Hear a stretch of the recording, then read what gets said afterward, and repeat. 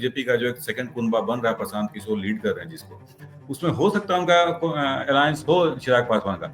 लेकिन चिराग पासवान जो ये एम्बिशन, पॉलिटिकल एम्बिशन नर्स कर रहे हैं कि वो मुख्यमंत्री बन जाएंगे, इसका मुझे बड़ा ये लगता है। प्रशांत किशोर से हमारी मुलाकात पिछले दिन हुई थी, उनसे मैंने पूछा था डायरेक्टली कि आपको लोग बी टीम कहते हैं, तो उन्होंने कहा था कि पटना के बीच सड़क पर खड़ा करके बुलवा लीजिए, हम बोलने का तैयार है कि हम बी टीम नहीं। जी बिल्कुल बिल्कुल, यही प्लानिंग ही है कि किसी तरह से हर सीट पर एक माइक्रो मैनेजमेंट बीजेपी का हो रहा है, एक एक सीट को कैसे बचाया जाए और कैसे अपने फेवर में लाया जाए। चिराग पासवान भी सारे सीटों अपने कैंडिडेट देंगे, प्रशांत किशोर भी सारे सीटों पर अपने कैंडिडेट को खड़ा करेंगे, बाकी लोग भी आए। जितना वोट का डिवीजन होगा बीजेपी को उतना ही फायदा होगा। कि तेजस्वी यादव आलसी बहुत हैं, वो चुनाव प्रचार में उस तरीके से नहीं लग पाते, खुद को झोंक नहीं पाते जैसे लालू यादव झोंक लेते थे। उसमें 12-13% आरजेडी को वोट करते हैं, तो वैसे ही का एक पकड़ सीमांचल के मुसलमान सीमांचल एरिया में है जहाँ 4-5 सीट जीत गए, तो उसमें भी 4 चले गए थे आरजेडी के साथ। बाद में एक ही उनके स्टेट जो प्रेजेंट है वही बचे हुए। बिहार के मुख्यमंत्री नीतीश कुमार को इस बात से कोई फर्क नहीं पड़ रहा कि राज्य की कानून व्यवस्था चौपट हो रही है। उनकी पार्टी चुनाव की तैयारियों में लगी है। प्रशांत किशोर ताल ठोक रहे हैं। चिराग पासवान मंत्री रहते हुए खुद बिहार विधानसभा का चुनाव लड़ना चाह रहे हैं। तेजस्वी गांव-गांव जा रहे हैं और राज्य सरकार को विफल बता रहे हैं। क्या होगा बिहार विधानसभा चुनाव में? नीतीश कुमार, तेजस्वी यादव, चिराग पासवान, प्रशांत किशोर और अब ओवैसी बिहार चुनाव से पहले कौन सा गठजोड़ बनाने की कोशिश कर रहे हैं? इन सभी गूढ़ मसलों को समझने के लिए ऑफ कैमरा में हमने आमंत्रित किया है अमरनाथ तिवारी को। अमरनाथ तिवारी को पिछले कई एपिसोड से आप लगातार देख रहे हैं और हमारी कोशिश है कि बिहार विधानसभा चुनाव होने तक हम ऑफ कैमरा में बिहार को अच्छे से जानें और समझें। इस कोशिश में आपका रहना जरूरी है, आखिर तक बने रहिए और चाहे आप जो भी अपनी समझ बना रहे हैं इस बातचीत से, कमेंट करके जरूर जाइए।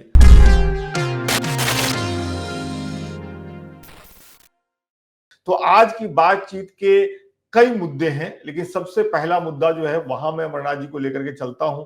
मैं आपका एक पोस्ट देख रहा था, उसमें आपने लिखा कि बिहार में कानून व्यवस्था की जो स्थिति है उसको देख करके ऐसा लगता है कि हम लोग वहीं लौट गए हैं जहां थे। और मैं कुछ मीडिया रिपोर्ट्स पढ़ रहा था तो उसमें मैं देख रहा था कि रोहतास, नालंदा, जहानाबाद, खगड़िया और दरभंगा जिलों को अगर मिला दें तो पिछले 12 घंटे में 6 हत्या की घटनाएं हुई हैं। इसके अलावा जो एक रेप पीड़ित बच्ची के साथ जो पटना के सबसे बड़े अस्पताल पीएमसीएच के बाहर हुआ वो, इसके अलावा एक और वीडियो जो नेता प्रतिपक्ष तेजस्वी यादव ने शेयर की थी जिसमें एक डॉक्टर को बांध करके मारा गया। क्या कहेंगे आप कानून व्यवस्था की स्थिति पर? हम तो दिल्ली में बैठे हैं, रहने वाले बिहार के हैं, लेकिन आप तो पटना से ही बात कर रहे हैं, तो क्या महसूस करते हैं? कुछ बदलाव महसूस करते हैं? कुछ अचानक बदला है या फिर ये सब वैसे ही चल रहा था, अभी इस पे बातचीत ज्यादा हो रही है? जी विकास जी, पहले एपिसोड में भी मैंने आपको इंडिकेट किया था कि बिहार की व्यवस्था, जो कानून व्यवस्था है, लॉ एंड ऑर्डर इसको हम लोग लिखते हैं, बोलते हैं, ये कभी बदली नहीं थी सालों से। पर 2005 के पहले के लोग तुलना करते हैं कि वहाँ जंगल राज था और बड़ा खराब चल रहा था। स्थिति मोर और लेस जो हम लोग फील किए बिहार में रह के लगातार रहते समय वही स्थिति रही। हाँ, मीडिया का रुख बदलते रहा time to time for different reasons. Media कभी पेज 4 पर ले जाए, कभी पेज 1 पर ले जाता है। लेकिन अभी चुनाव है, चुनाव के समय में थोड़ा सा फोकस, चूंकि अपोजिशन पार्टी भी काफी सक्रिय है चुनाव को आने वाले चुनाव को लेकर के, तो इन सब खबरों का महत्व बढ़ गया। लेकिन ये बराबर होते रहा। आप देखिए मुजफ्फरपुर की घटना थी, जिस लड़की के साथ रेप हुआ और 4 घंटे तक पीएमसी में वेट करना पड़ा, उसी नालंदा जिले के मुजफ्फरपुर में पुरनी ब्लॉक में वहीं पर दूसरी लड़की का भी रेप होता है 12-14 घंटे के भीतर ही। ये कोई बड़ी बात नहीं है। बिहार में हर 4 घंटे 8 घंटे पर लोग अमूमन एक ऑन एन एवरेज ये एस्टिमेट करते हैं कि एक घटना मर्डर का या फिर रेप का हो जाया करता है। तो ये कोई बहुत चौंकाने वाली बात नहीं है। आपने देखा होगा, आज मैंने पोस्ट किया है, भोजपुर महारा में एक सिगरेट के लिए दो लड़कों की हत्या कर दी। आपस में वो उनकी मारपीट हुई और वो उनकी हत्या हो गई। इस तरह से लगातार कई घटनाएं आरा में, नवादा जिले में कुछ गांजा पीने को लेकर किसी चाय दुकान के लोगों ने चाकू मार दिया। तो ये घटनाएं होते रहती हैं और आप कोई चौंकाने वाली बात नहीं। हाँ, मीडिया में खबरें बन रही इसलिए आपको दिल्ली में लग रहा है कि कानून व्यवस्था बिगड़े। कानून व्यवस्था मोर और लेस इसी तरह की थी, मीडिया का रुख बदला हुआ था। एक एक एक जनरल परसेप्शन है बिहार में ज्यादातर लोगों का, वो ये है कि आप बताइएगा कि ये सही है या गलत है। वो ये कि नीतीश कुमार 2005 में जब पहली बार मुख्यमंत्री बने तो उन्होंने सबसे पहले जिस चीज को एड्रेस करने की बात कही वो कानून व्यवस्था को लेकर के कही। मैं किताब पढ़ रहा था, उसमें जिक्र है कि जब सरकार बनाने से पहले मौर्या होटल में नीतीश कुमार ने प्रेस कॉन्फ्रेंस की और जब पत्रकारों ने पूछा कि अगर आप सरकार बनाते हैं तो पहला काम क्या करेंगे, तो उन्होंने कहा कि कानून व्यवस्था ठीक करेंगे। तो तमाम पत्रकार हंसने लगे थे। तो ये मान लिया गया था कि आप ठीक नहीं कर सकते इसको। जब मुख्यमंत्री बनते हैं उसके बाद उस 5 साल, मुझे लगता है कि 5 साल एक ऐसा पीरियड है जिसमें सक्रियता दिखती है, कानून व्यवस्था को लेकर के बात होती है और स्थिति थोड़ी सी बदलती है। जैसे कई लोग कहते हैं कि पटना में आप देर रात सब्जी लेने निकल जाते हैं। नीतीश कुमार खुद कहते हैं कि पहले कोई निकलता था, अब तो लोग निकलते हैं। तो ये जो परसेप्शन है कि 5 साल नीतीश कुमार के आने के बाद स्थिति ठीक रही, उसके बाद से स्थिति फिर वही ढाक के 3-5 वाली स्थिति हो गई, इसको कहां तक सही मानते हैं आप? जी बिल्कुल विकास जी, आप सही कह रहे हैं। पहले टर्म में फर्स्ट टर्म में 2005 से लेकर जो उनका 10 तक रहा, उसमें उन्होंने काफी कोशिश की और कुछ हद तक स्पीडी ट्रायल आप सुने होंगे उस वक्त चला कानून को लेकर के, इसको तैयारी चली, पुलिस सक्रिय भी दिखी, लेकिन घटनाएं होती रही, ऑर्गेनाइज्ड हो गई। जो क्राइम्स पहले होते थे, स्नैचिंग के जो क्राइम पहले होते थे, रोड होल्ड अप के और छोटे छोटे जो अपराध हुआ करते थे बिहार में, वो बिल्कुल ऑर्गेनाइज्ड हो गया और लोग उस सारे लोग स्विच ओवर करके जो कंस्ट्रक्शन का काम है उसमें, कॉन्ट्रैक्टर का काम है उसमें, तो एक एक एक उसका नेचर बदल गया, फॉर्मेट बदल गया। लेकिन ये सही है कि फर्स्ट टर्म में ऑफ नीतीश कुमार जो एनडीए का रूल रहा जब 5, उसमें एक कोशिश जरूर सरकार की रही, एक कोशिश दिखी भी वो सड़कों पर और इसमें कि भाई पुलिस सक्रिय है और पुलिस कोशिश कर रही है, लेकिन कभी क्रिमिनल इंसिडेंट्स खत्म हो गए ऐसा बिहार में कभी कोई फेज आया नहीं था। और अभी भी वही स्थिति है, लेकिन अभी थोड़ा उन खबरों को प्रमुखता से छाप रहे हैं लोग और दिखा रहे हैं। गया वाली घटना को हमने बहुत तवज्जो नहीं दिया था, लेकिन आज वो ऑनलाइन हमारे यहाँ चल रहा है, हमारे यहाँ भी, क्योंकि वो मीडिया का एक अट्रैक्शन है कि एक नेशनल अखबार दिल्ली में छप गया है वो खबर। तो ये घटनाएं हुआ करती हैं अमूमन, बिहार के लिए कोई बड़ी घटना नहीं है। लेकिन हाँ, बाहर के लोगों के चूंकि बीच में बंद था, ऐसी घटनाएं की खबरें नहीं आया करती, फिर से आने लगी है, तो एक अट्रैक्शन बढ़ गया लोगों में। नहीं, लेकिन लेकिन मेरा फर्स्ट, सवाल आपसे ये है कि जी, जी, जी, कंप्लीट करिए पहले अपनी मैं बात। मैं मैं कह रहा था कि जो आपका आपने सही कहा, एक्सप्लेन किया कि first term of Nitish Kumar या एनडीए गवर्नमेंट कहें, उसमें जरूर सक्रियता बढ़ी थी, स्पीडी ट्रायल आया था और अपराधियों को नकेल करने की कोशिश की गई थी सरकार के द्वारा, और उसमें कुछ हद तक सफलता भी मिली थी लोगों को। लेकिन अब जिसमें इनोवेशंस भी हो रहे थे, लाइक अब मुझे याद है मैंने एक इंटरनेशनल मीडिया के लिए एक स्टोरी किया कि कैसे जो थाने में जब्त सीज जो फायर आर्म्स हैं उनसे किसानों के लिए वो किसानी का, खेती का सामान बनाया जाएगा। और हम मुजफ्फरपुर गए भी औजार। थे, वो जी औजार बनाया जाएगा, तो मुजफ्फरपुर गए भी थे और हुआ भी, लेकिन फिर वही जैसे आपने कहा ढाक के 3 पात, फिर उसके बाद सब प्लान फेल हो गया, खत्म हो गया। एक बड़े पुलिस अधिकारी हैं, आप उनसे डिस्कस करने पर कहते हैं कि सब इम्प्रैक्टिकल डिसीजन सब था, ज्यादा वो पब्लिसिटी के लिए था, उसमें कुछ होने जाने को था नहीं, इसलिए खत्म हो गया। तो एक परसेप्शन तो बना था उस वक्त, लेकिन वो परसेप्शन बिल्कुल उसके बाद खत्म हो गया। नहीं, लेकिन जी वो हो सकता है वो पुलिस अधिकारी ये कह रहे हैं कि ये जो दिखाने के लिए फैसले लिए गए वो इम्प्रैक्टिकल थे, लेकिन क्या ये भी इम्प्रैक्टिकल है ये मानना कि बिहार से क्राइम खत्म हो सकता है? नंबर एक। नंबर दो, मैं आपसे ये पूछूं कि नीतीश कुमार जब पहले टर्म में कानून व्यवस्था की स्थिति ठीक करते नजर आए थे, कुछ सक्रियता थी, लेकिन उसके बाद से 2010 की बात आप कर रहे हैं, 2010 के बाद आज हम लोग 2025 में बैठे हैं। इस जी पीरियड में ऐसा क्या हुआ कि वही नीतीश कुमार है, उनकी वही सारी व्यवस्थाएं हैं, लेकिन कानून व्यवस्था की स्थिति लगभग पहले जैसी हो गई जैसा आप कह रहे हैं। भले मीडिया ने कभी दिखाया कभी नहीं दिखाया, लेकिन जमीन पर स्थिति बदली नहीं। तो नीतीश कुमार चूक कहां गए, कहां गलती हुई? देखिए, पॉलिटिकल कंपल्सन रहा नीतीश कुमार के साथ। नीतीश कुमार का बीच में को पता है 2-3 साल के लिए आरजेडी के साथ भी चले गए, फिर बीजेपी के साथ आ गए। तो नीतीश कुमार के गवर्नेंस पर जो पकड़ है उस ढंग की नहीं रहा, उस ढंग का नहीं रहा जो पहले हुआ करता था। अब अधिकारी भी और इनके ऑफिसर्स भी समझ लिए कि भाई उनकी लॉयल्टी दूसरे जगह भी है, जिसके साथ वो अलायंस में आते तो उनके तरफ भी, वो भी गवर्नेंस में इंटरफेयर करने लगे। तो नीतीश कुमार दिन पर दिन कमजोर होते गए और अधिकारी इनकी बात नहीं मानने लगे। इसके कारण से डेटोरेशन और बढ़ा और लॉ एंड ऑर्डर फिर बैक टू स्क्वायर वन हो गया, जो हम लोग कहते हैं अंग्रेजी में, कि फिर से वहीं चला गया।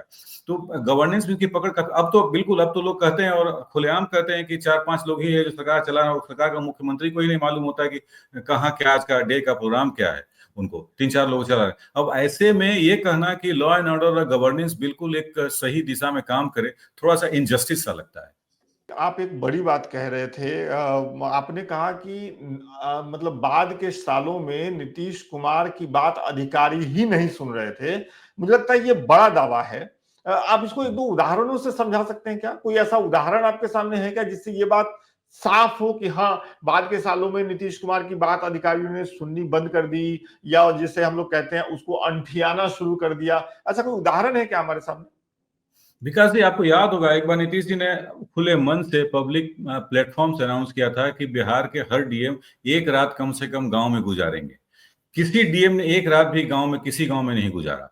उनके बाद वह कैबिनेट मीटिंग्स हम करेंगे रिमोट एरियाज में, एक दो गंगा में जरूर फ्लोट करते हुए गंगा यात्रा का आनंद लुत्फ लेते हुए लोगों ने किया, लेकिन उसके बाद वो बंद हो गया सारा चीज। और शायद गवर्नेंस में इनका कमजोरी इनकी हुई है और अधिकारी बात नहीं मानते। यही कारण है कि आज लॉ एंड ऑर्डर की स्थिति ये बनी हुई है बिहार में। हर दिन रेप और हर दिन मर्डर, हर दिन पुलिस कहीं ना कहीं कुछ ना कुछ हो जाया करता है, और लोग कहते हैं कि 8 घंटे में एक मर्डर होता है बिहार। हम्म। अब चूंकि जो मेरा अगला सवाल है वो मुझे लगता है आपसे बेहतर कोई और उसको नहीं समझा सकता है। आपने कब पत्रकारिता शुरू की बिहार में, अमरनाथ जी?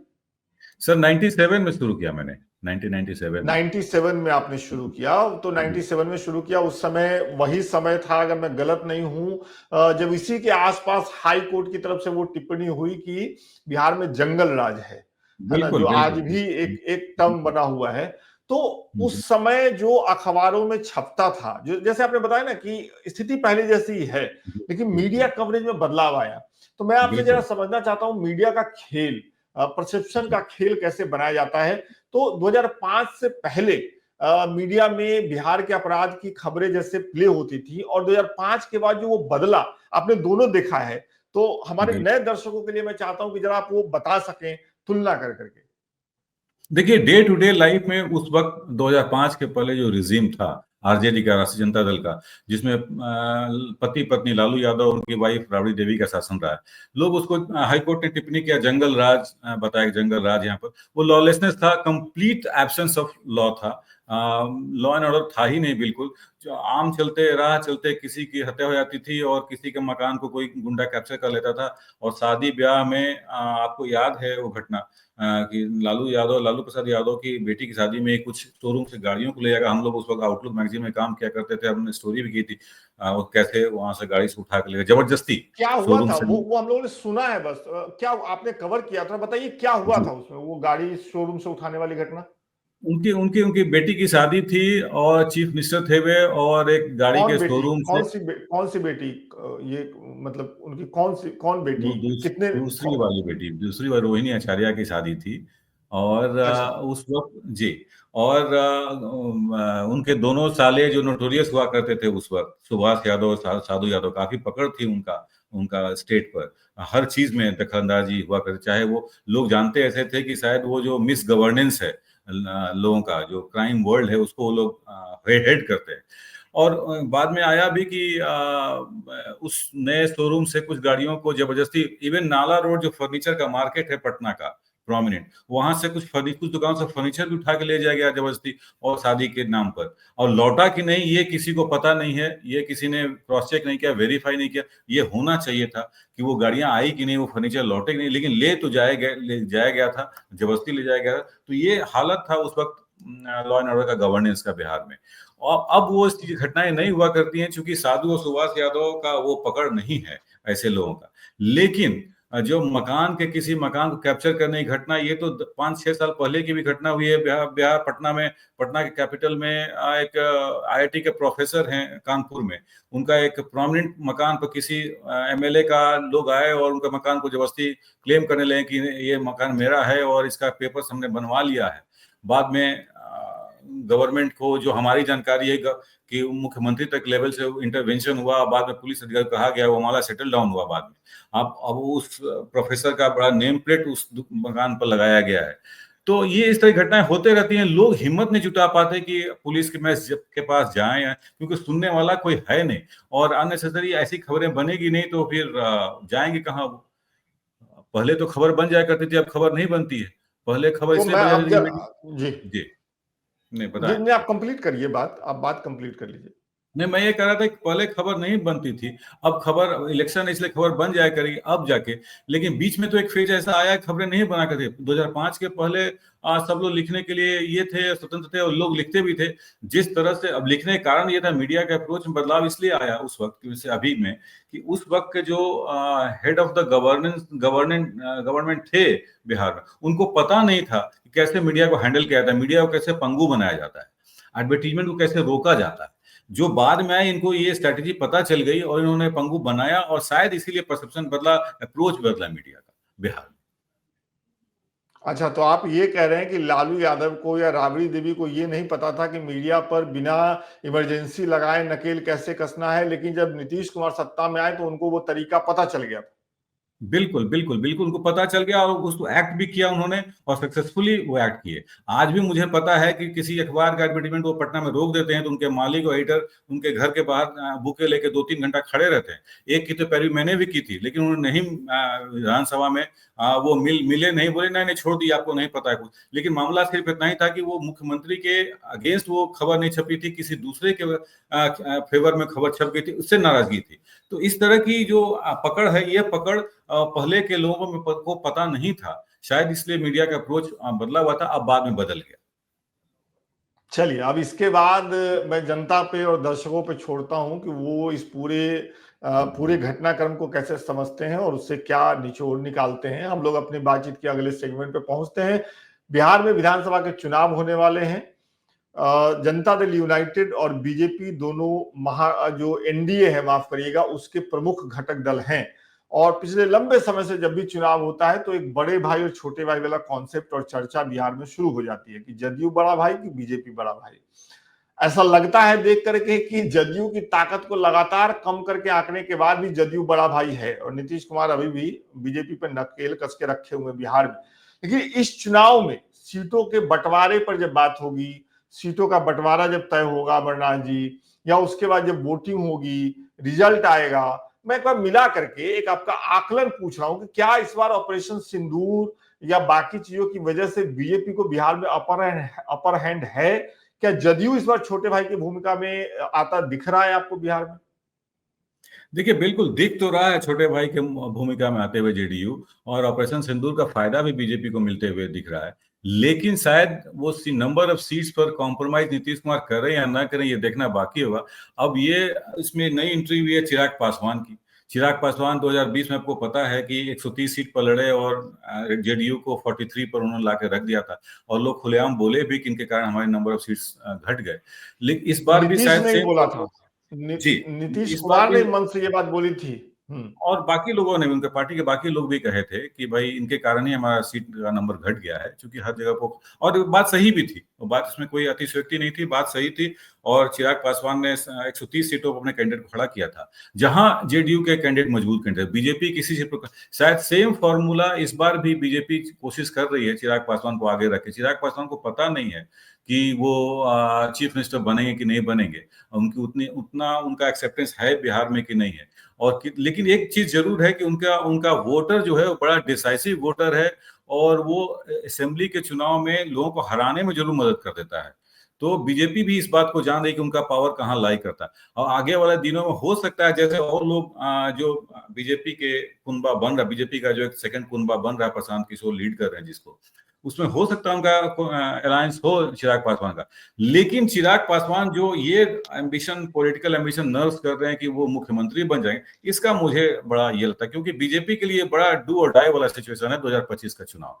इस बार नहीं तो फिर वो कभी, इसमें रिस्क लेने वाली बीजेपी ने क्यों एक पॉलिटिकल फिगर को फिर से वो नीतीश कुमार बना के खड़ा करेगी बिहार में, चिराग पासवान को बना करके मुख्यमंत्री। तो लगता नहीं है, लेकिन हाँ ये जरूर है कि अब इस टिकट बंटवारा होने दीजिए, नीतीश कुमार कितने पर एग्री करते हैं ये देखना बाकी, बड़ा इंटरेस्टिंग है। आपने आपने अपनी बातचीत में एक बहुत ही साफ साफ बात कही। आपने कहा कि एक जो बिहार में दूसरा कुनबा बन रहा है बीजेपी का, जिसको लीड कर रहे हैं प्रशांत किशोर, तो मैं जी। आपसे ये पूछना चाहता हूं कि क्या आपके पास कुछ ऐसे तथ्य, कोई ऐसी खुसफुसाहट है जिससे आप बिल्कुल बेबाकी से ये कह रहे हैं कि प्रशांत किशोर बीजेपी के कुनबे को ही लीड कर रहे हैं? क्योंकि अभी तक ये बात आरोप प्रत्यारोप में कही जाती है कि शायद प्रशांत किशोर बीजेपी की बी टीम है बिहार में, शायद प्रशांत किशोर बीजेपी के लिए फील्डिंग कर रहे हैं, लेकिन आप शायद नहीं लगा रहे हैं। आपने कहा कि बीजेपी की बी टीम को लीड कर रहे हैं प्रशांत किशोर। जी देखिए, लगता है ऐसा है। प्रशांत किशोर से हमारी मुलाकात अब पिछले दिनों हुई थी। उनसे मैंने पूछा था डायरेक्टली कि आपको लोग बी टीम कहते हैं, तो उन्होंने कहा था कि पटना के बीच सड़क पर खड़ा करके बुलवा लीजिए, हम बोलने का तैयार है कि हम बी टीम नहीं है। लेकिन आप ये देखिए उनका मूवमेंट, उनका एक्शन क्या होता है। उनका एक्शन ये होता है, कभी बताइए जरा बीजेपी क्या पर एक्शन है। बीजेपी पर कभी वो उस तरह से हावी नहीं होते, अटैकिंग नहीं होते, सलाम नहीं करते हैं जिस तरह से वो महागठबंधन के नेताओं और लोगों पर करते हैं या नीतीश कुमार पर करते हैं। नीतीश कुमार पर अटैक करने के बावजूद कल उन्होंने अशोक चौधरी पर अटैक किया कि अशोक चौधरी की क्या औकात है जो मुझ पर केस करेंगे और ब्ला ब्ला ब्ला, जो भी है उनका आपस का मामला। सो ऐसे, लेकिन नीतीश कुमार चुप लगाए रहते हैं, नीतीश कुमार चुप बैठे। क्यों नीतीश कुमार चुप है? नीतीश कुमार की चुप्पी और उनका बीजेपी पर उस ढंग से अटैकिंग नहीं होना जिस ढंग का होना चाहिए। अब वो वैसे भी बीजेपी की काफी बुराई कभी कभी कर दिया करते हैं, कभी करते हैं, लेकिन ये सबको मालूम है कि वो किसके लिए काम करते हैं। और जो कैंडिडेट जब खड़ा होता है उनका, तो पता है कि वो कॉन्स्टिट्यूंसी में किसका वोट काट रहे हैं और क्यों काट रहे हैं। तो प्रशांत कुमार किशोर का भी मूवमेंट कुछ इसी ढंग का लग रहा है बिहार में, कि जहां जहां जैसे बायपोल में 4 सीट जो बायपोल होता है उसमें आप देख लीजिए, प्रशांत किशोर की का इंपॉर्टेंस वही था जो आरजेडी को उन्होंने 2 सीट पर जो उनके 36 साल उनके पॉकेट में था वो हरा दिया उन्होंने, रामगढ़ और एक जगह पर और शायद जहानाबाद के जी। आसपास। तो ये है, ये देखने से उनका बोलने से कुछ नहीं, लेकिन आप करते क्या, इससे लोग अंदाजा लगाया जा सकता है कि प्रशांत किशोर काम किसके लिए कर रहे हैं। प्रशांत किशोर की अपनी कोई कास्ट कॉम्बिनेशन में अपना कोई पकड़ नहीं है, अपना इस तरह से कोई उनका वोट बैंक नहीं है जिसके बदौलत वो क्लेम कर लें। अब कास्ट न्यूट्रल होके और एक बड़ा सपना दिखा के शायद बिहार में कोई ये क्लेम करे जीत ले, नंबर ऑफ सीट और सरकार बना ले, ये बड़ा थोड़ा सा लगता नहीं है कि, पछता नहीं है कि जैसे हम लोग बिहार में देखिए हो पाएगा। तो आप जो कह रहे हैं उसी की तरफ मेरा अगला सवाल जा रहा है। बिहार से खुसुर फुसुर तो ये भी आ रहा है कि चिराग पासवान प्रशांत किशोर के साथ मिल सकते हैं। प्रशांत किशोर ने ऐसी किसी भेंट या फिर ऐसे साथ आने को इनकार नहीं किया है, और न ही चिराग की तरफ से किसी ने बिल्कुल इसको खारिज कर दिया है। तो मैं आपसे ये पूछ रहा हूं कि क्या आपको लग रहा है कि चिराग प्रशांत साथ में जाएंगे, तो इसके पीछे बीजेपी है? क्यों कह रहा हूं ऐसा? क्योंकि पिछले विधानसभा चुनाव में अगर चिराग पासवान अकेले लड़के उन्होंने नीतीश कुमार को इतना नुकसान पहुंचा दिया था कि नीतीश कुमार खुद मन से बोले थे कि हमारी सीटें घटवा दी गई चिराग को खड़ा करके। तो इस बार अगर चिराग और क्या कहते हैं कि प्रशांत किशोर एक होकर के चुनाव लड़ते हैं बिहार विधानसभा का, तो एक पंथ दुई काज होगा। इधर आरजेडी भी कमजोर होगी जैसा आपने बताया, और उधर चिराग जो है वो नीतीश को भी कमजोर करेंगे। ऐसी कोई प्लानिंग लग रही है क्या आपको? जी बिल्कुल बिल्कुल, यही प्लानिंग ही है कि किसी तरह से हर सीट पर एक माइक्रो मैनेजमेंट बीजेपी का हो रहा है। एक एक सीट को कैसे बचाया जाए और कैसे अपने फेवर में लाया जाए।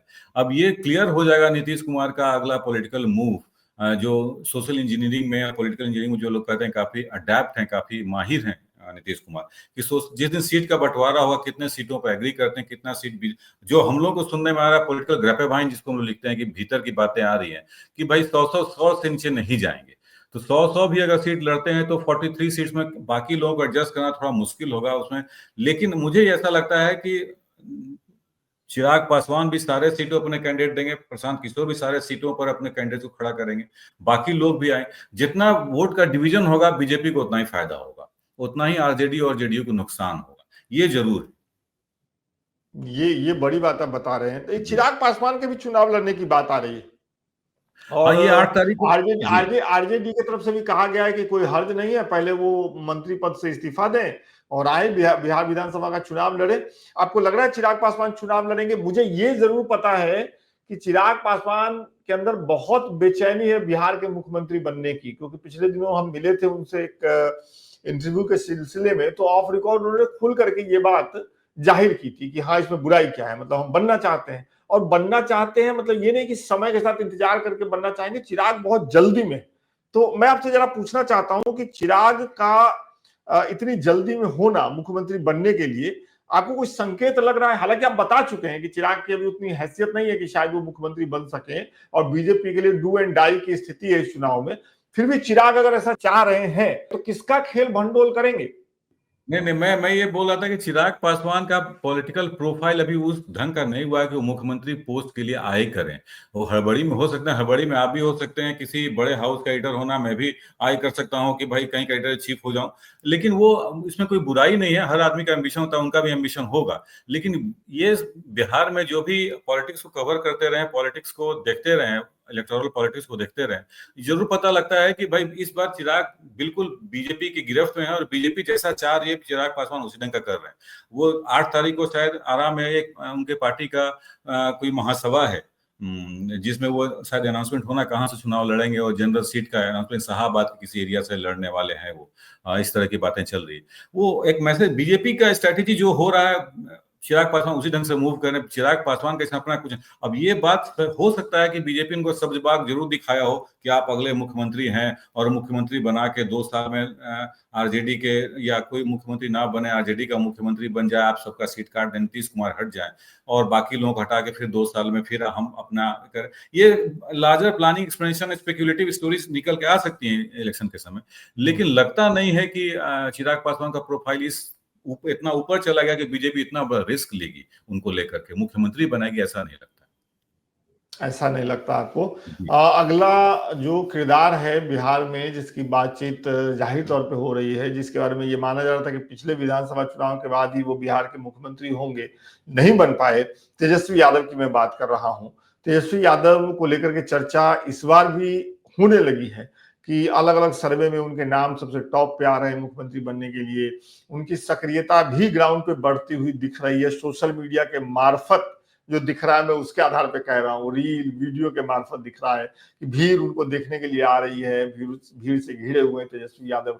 तो एक तो मेरा सवाल आपसे यह है कि तेजस्वी यादव को लेकर के मैंने कुछ लोगों से बातचीत की, तो लोगों का कहना है कि तेजस्वी यादव आलसी बहुत हैं, वो चुनाव प्रचार में उस तरीके से नहीं लग पाते, खुद को झोंक नहीं पाते जैसे लालू यादव झोंक लेते थे। तो एक तो मेरा पहला सवाल आपसे है, तेजस्वी यादव को लेकर के आपका परसेप्शन क्या है बतौर पत्रकार, और वो एक नेता है उसके हिसाब से? क्या वो वाकई आलसी हैं? क्या वो वाकई अपने चुनाव प्रचार में वैसे नहीं जाते जैसे लालू यादव जाते थे? देखिए, अंतर ये है कि लालू यादव का अपना एक पर्सनल कनेक्शन था वोटर्स के लोगों को, वोटर्स के साथ। वो कहीं भी अपने हेलीकॉप्टर को लैंड करा देते थे, और कुछ दूर खेत में जाके लोगों से मिलके बैठ के सत्तू पी लेना, उनसे बात कर लेना, खैनी खा लेना उनके, या कहीं गाड़ी से ही जा रहे हैं तो किसी घर में उनका वॉशरूम यूज कर लेना। अब ऐसे इस तरह कनेक्शन का कोई स्पेस भी नहीं बचा सोशल मीडिया के एज में, और शायद तेजस्वी इस तरह का इस कनेक्शन को, इस कॉमन कनेक्शन को बनाने में लैक भी करते हैं। हाँ, ये जरूर है, ये हमने जरूर पाया कि तेजस्वी यादव लालू यादव के टिकट्स को, पर्सोना को ऑप्ट करने के चक्कर में, उनके तरफ बनने की कोशिश में, वो गाड़ी में उसी ढंग से बैठते हैं, पान का पिकदान लेकर बैठते हैं, बड़े बुजुर्गों से भी अपने मिरर को रोल डाउन करके गाड़ी से उतरते नहीं, बात करते हैं। वो अम्ब और दम्भ थोड़ा सा उनमें दिखता है कि वो बड़े नेता हो गए हैं, उनमें वो दम दिखता है तेजस्वी यादव में। लेकिन अब लड़ाई किसमें है बिहार में? देखिए, लड़ाई बीजेपी वर्सेस आरजेडी होना था। आरजेडी के नेता भी वही है, एक्सेप्टेड लीडर तो वही है पार्टी के, तो वर्सेस वही होना है। अब उसमें जो भी नॉन बीजेपी वोट है तो उन्हीं के पार्टी को जाएगा, दूसरे पार्टी को तो अब कोई स्पेस शायद बीजेपी देने वाली नहीं है। ट्रायंगुलर कॉन्टेस्ट को बाइपोलर करने के चक्कर में लोग हैं कि नीतीश कुमार को हटाओ। तो अब तेजस्वी ही नेता है उनके, तो तेजस्वी का नंबर ऑफ सीट्स तो उनका एक यादव वोटर्स तो है, मुसलमान है उनका, है जो नंबर ऑफ सीट्स उनको मिलेगा ही। अब तेजस्वी हो या उस जगह पर कोई और हो, लेकिन तेजस्वी यादव परिवार के झगड़े को कैसे निपट लेते हैं इलेक्शन के पहले लालू यादव के रहते, ये देखना बड़ा है, क्योंकि परिवार में जिस तरह घमासान मचा हुआ है, शायद ये तेजस्वी को बड़ा डैमेज करने वाला है। और तेजस्वी के साथ इस बार असदुद्दीन ओवैसी जाएंगे, ऐसी बातें भी चल रही हैं। एआईएमआईएम की तरफ से न्योता वो मांग रहे हैं, न्योता कि भाई हमें भी महागठबंधन में ले लीजिए। इसकी कितनी संभावना आप देख रहे हैं? क्योंकि हम लोग सालों से सुनते आ रहे हैं कि आरजेडी का एक ही वोट बैंक है, वाई और एम, यादव और जी मुस्लिम। जी। तो अगर ओवैसी को अपने पाले में ले लेते हैं, अपने साथ ले लेते हैं तेजस्वी, तो क्या ये नहीं हुआ कि आप अपना एक बड़ा वोट बैंक ओवैसी के साथ शेयर करने के लिए तैयार हो गए हैं, जिसका फायदा देखिए कोई आने वाले दिनों में ओवैसी को होगा बिहार में? देखिए कोई सीरियस मूव एआईएम के तरफ से नहीं है, क्योंकि आरजेडी की तरफ से कोई रिएक्शन अभी आया नहीं है। AIM जो ओवैसी ने कहा है कि मुझे महागठबंधन से लड़ा ली। अब महागठबंधन से उनको लेके उनको तेजस्वी को क्या फायदा है जब मुसलमान वोटर जो 17% है बिहार में, उसमें 12-13% आरजेडी को वोट करते हैं। ओवैसी का एक पकड़ सीमांचल के मुसलमान सीमांचल एरिया में है जहां 4-5 सीट जीत के आए थे, उसमें भी 4 चले गए थे आरजेडी के साथ। बाद में एक ही उनके स्टेट जो प्रेसिडेंट है वही बचे हुए थे उनके साथ, ओवैसी के साथ। तो ये कोई सीरियस एफर्ट नहीं, सीरियस मूव नहीं है शायद। एक ये भी मुझे तो ये लगता है कि गेम प्लान हो बीजेपी का कि एक पासा पलट के फेंक के देखिए क्या उनका रिएक्शन आता है और फिर से उनको फेस लॉस कराया जाए, वापस नहीं जाए। तो बीजेपी किसी लेवल पर जाके किसी भी तरह का गेम प्लान कर सकती है। इस बार बिहार को लूज करने वाली पार्टी नहीं बनना चाहती। तो आप कह रहे हैं कि बीजेपी इस बार दो तरह से गेम कर रही है। आप एक तरफ कह रहे हैं कि चिराग और प्रशांत किशोर के बहाने एक अलग गुट बनाने की तैयारी है जो नीतीश को भी डैमेज करे और आरजेडी को भी डैमेज करे, और दूसरा महागठबंधन में सेंधमारी करवाने की कोशिश जो है वो ओवैसी के जरिए हो रही है। बिल्कुल बिल्कुल, मुझे ऐसा लगता है कि ये ओवैसी का अपना कोई ऑफर नहीं था कि मैं महागठबंधन शामिल हूं। ये बीजेपी के द्वारा ही प्लांट किया हुआ ऑफर होगा, क्योंकि आरजेडी ने इसको सीरियसली लिया ना आरजेडी किसी नेता ने इस पर कोई रिएक्ट किया।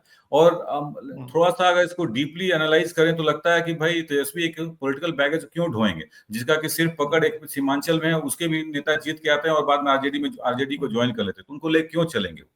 तो ऐसा लगता जरूर है कि बीजेपी इस बार काफी, आप देखिए बीजेपी की तैयारी इसी से आप लगे। फिर प्रधानमंत्री का प्लान जो अगला दौरा है वो क्लियर हो गया कि सिवान आ रहे हैं 20 जून को। अभी वो विक्रमगंज आए थे, सिवान फिर जाने की तैयारी। तो आपको इससे पता अंदाजा लग सकता है कि बाकी पार्टियों की क्या तैयारी है और बीजेपी की तैयारी कैसे चल रही है और कितने सीरियसली इस लोग बिहार को बीजेपी ले रही है, बिहार के आने वाले चुनाव को।